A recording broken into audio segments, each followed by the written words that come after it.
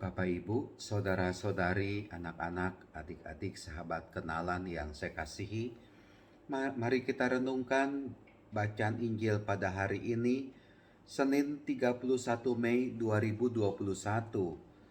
Bacaan Injil diambil dari Lukas bab 1 ayat 39 sampai 56. Hari ini adalah pesta Santa Perawan Maria mengunjungi Elizabeth saudarinya.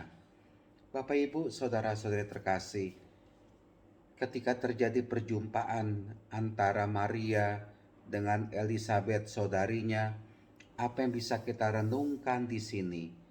Pertama-tama, ini mau menggambarkan, mau mengingatkan kepada kita sekalian, mari kita mempunyai sikap rukun, damai dengan saudara. Kita mewujudkan sikap damai dan rukun dalam keluarga. Jangan sampai terjadi antara orang tua dengan anak terjadi perpecahan, suami dengan istri terjadi perpecahan, antar anak saudara sekandung, saudara-saudari sekandung terjadi perpecahan. Mari kita meniru Maria dan Elizabeth yang penuh dengan sukacita membangun suasana kekeluargaan sebagai kakak adik, sebagai saudari, saudara-saudari, hidup dalam suasana sukacita, suasana damai.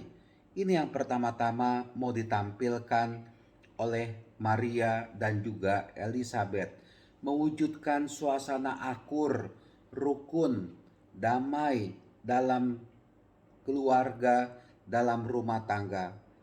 Biarlah rumah tangga yang sedang Anda jalani ini sungguh tercipta suasana damai itu, suasana rukun itu. Biarlah ada sukacita dalam kerukunan itu. Sekali lagi, orang tua dengan anak rukun, suami dengan istri juga rukun, orang tua dengan mantu, dengan cucu juga rukun, dengan mertua juga rukun, saudara juga, kakak adik sekandung rukun.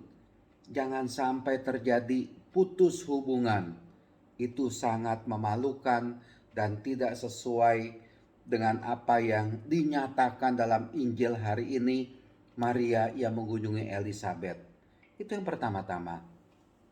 Bacaan Injil pada hari ini sebenarnya banyak sekali kalau kita mau merenungkan satu persatu.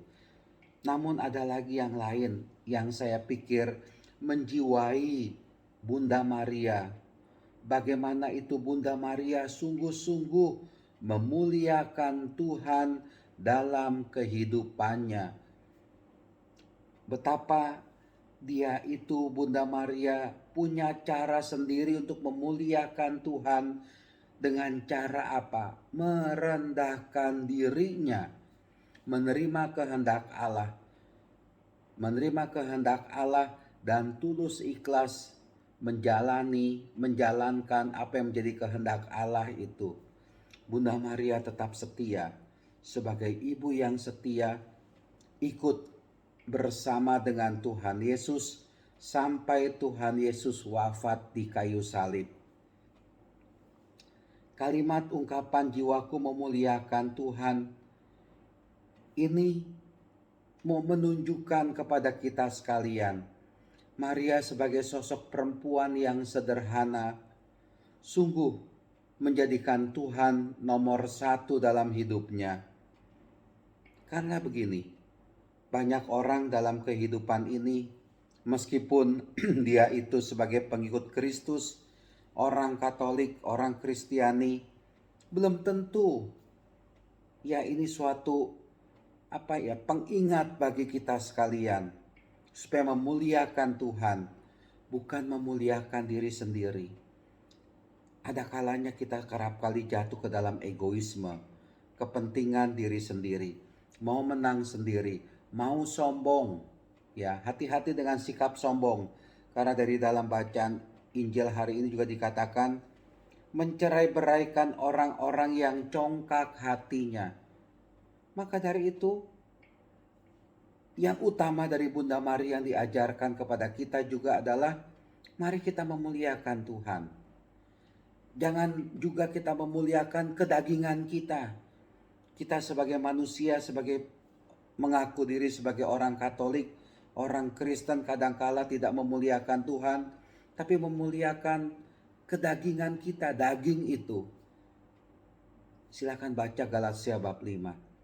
Kalau orang memuliakan Tuhan itu, saya pikir hidupnya damai, sukacita, penuh dengan kerukunan, penuh dengan cinta kasih, berbela rasa, memandang orang lain sebagai orang yang harus dicintai, toleransi, menjunjung tinggi kebersamaan, persatuan. Itu kalau memuliakan Tuhan.